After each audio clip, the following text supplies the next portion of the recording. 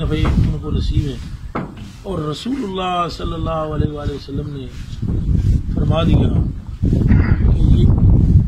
ویسے کرنی وہ ہے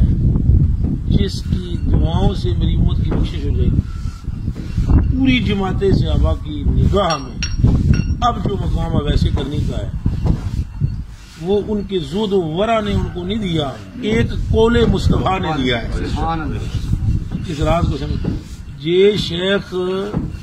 رحمت کی نگاہ کر دینا تو اس کی اس نگاہ تک کوئی نعمت نہیں پہنچ سکتی۔ آپ دیکھیں کہ حضرت محبوب الہ رضی اللہ تعالیٰ عنہ کا ہندوستان میں طوطی بولنا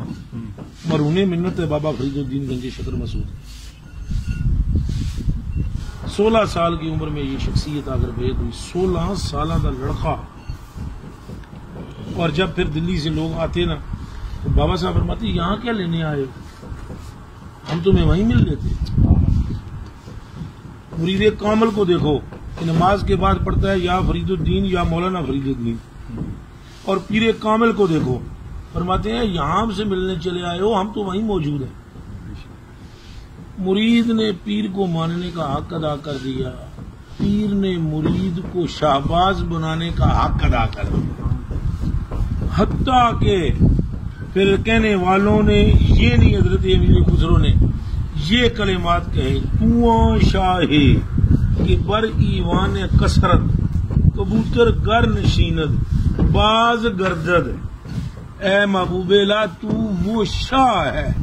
کہ تیرے محل کے کنگرے پر اگر کوئی کبوتر آ کر بیٹھے تو تیرے محل کی دیوار اس کبوتر کو باز بنا دیتی ہے۔ اب اس میں ساری گفتگو میں یہ بات سمجھنے کے لائق ہے کہ نگاہ شیخ جہاں تک لے جاتی ہے وہاں پر کوئی ورد وظیفہ نہیں پہنچتا۔